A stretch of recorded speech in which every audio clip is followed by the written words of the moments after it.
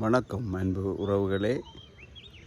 முருங்கை தோட்டம் பற்றி நாங்கள் எவ்வளோ காலம் விவாதித்து கொண்டு வந்தோம். ஆனால் நாங்கள் இயற்கைக்கு மாறாக செயற்பட இயலா.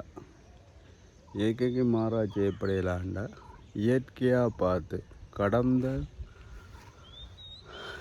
8 மாதங்களாக முருங்கைக்கு நாங்கள் எல்லா பராமரிப்பும் செய்து மருந்து அடித்து எல்லாம் செய்தும் அது காய்க்காமல் பூக்காமல் பிசின் பிடிச்சி பல நோய்கள் பூக்களை உளுத்துற இலையை உளுத்துறன்னு மழை காலநிலையால் அது பெரும் தாக்கத்தை செலுத்தி இருந்தாலும் இயற்கை சீர் செய்தால் தான் நாம் எதையும் செய்து கொள்ளலாம்.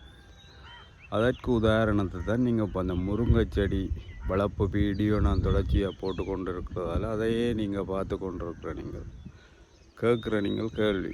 அப்போ இயற்கைக்கு மாறாக எதையும் நாங்கள் செய்தால் அதில் செயற்பாடுகள் பிழைக்கும். இயற்கை நினைச்சா தான் விவசாயி எதையும் திறம்பட செய்யலாம் என்றதுக்கு உதாரணமாக தான் இந்த முருங்கை செடிக்கு தண்ணி இல்லை, மருந்து இல்லை, ஒன்றுமே செய்யாமல் என்ன மாதிரி இருக்குன்றதை பாருங்க. இப்போ ஒரு குறிப்பிட்ட ஒரு மாதத்துக்குள்ள நடந்த மாற்றம். அப்போ இயற்கையோடு நாங்கள் போட்டி போடலாது.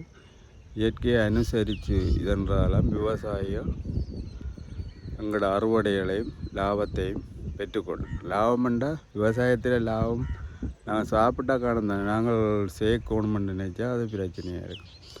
எங்களுக்கு இயற்கை தேவையான நேரம் எல்லாத்தையும் கொடுக்கும். அதை விட்டு இந்த காணொலியை போகலாம். வாங்க உள்ளக்க போவோம்.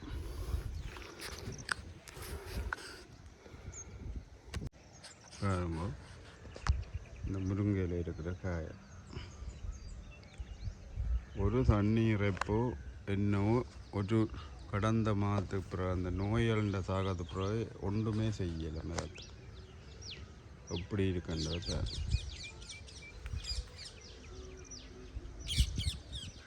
கையில் பார்த்தீங்களா, இதுதான் முருங்கை.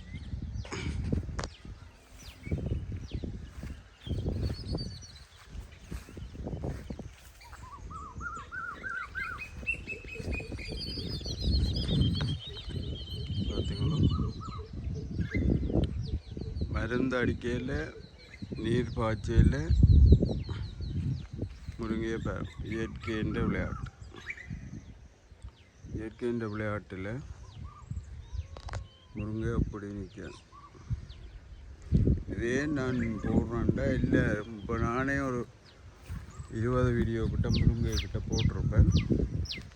அதுக்கு மருந்துகள், பராமரிப்புகள், அதுகள் இதுகள் என்று தேவையில்லாமல் காசுகளையும் செலவழித்து கெமிக்கல்களையும் போட்டு இருந்தது.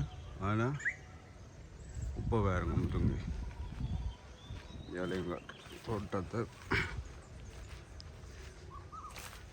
என்ன மாதிரி கிடக்கண்டு வேணும். ஆனால் இப்போ 100 ரூபாம்பில்லை. அதுவும் நான் சொல்கிறேன். உற்பத்தி கூடினா விலை குறையும். அது உங்களுக்கு தெரியும் தானே. முதலே 100 ரூபாம்பில்லை வேறு. இப்போ இயற்கையோட விவசாயம் செய்கிறது தான் எங்களுக்கு சாத்தியமே இருக்கு. எல்லா மரத்தையும் காட்டுறோம். அடியில் வேங்க தண்ணியே விடையில்லை.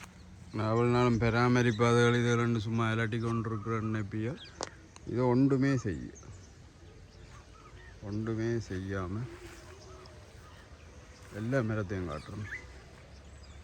இந்த காயல்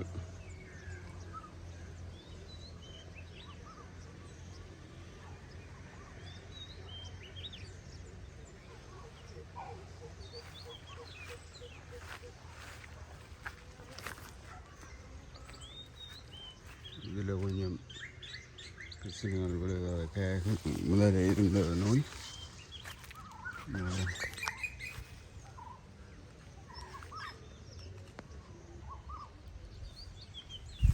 இங்கே அடிமரம் என்ன மாதிரி கிடக்கணும். தண்ணி பாத்தியார போனதுக்கான அடையாளமே இல்லை. காயப்பேர்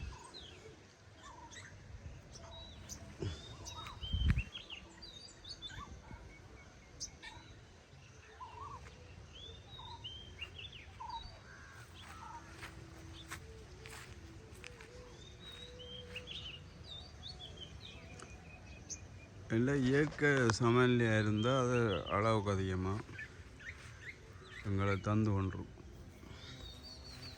நாங்கள் இயற்கையை சீன்றது தான் பிரச்சனை. இங்கே இப்படி மிரவம் கிடக்கு, இதுவும் கிடக்கு.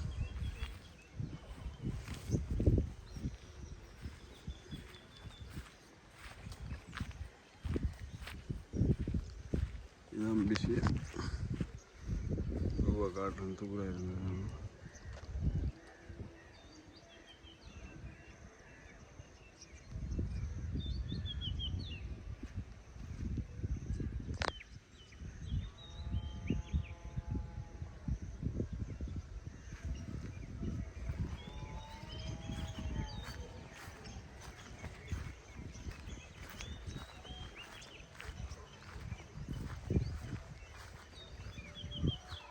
அப்படி இருக்கு.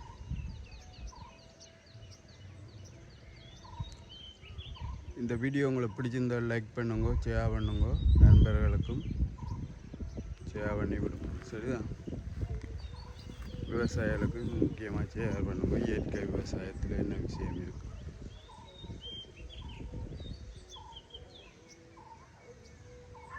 நன்றி, வணக்கம்.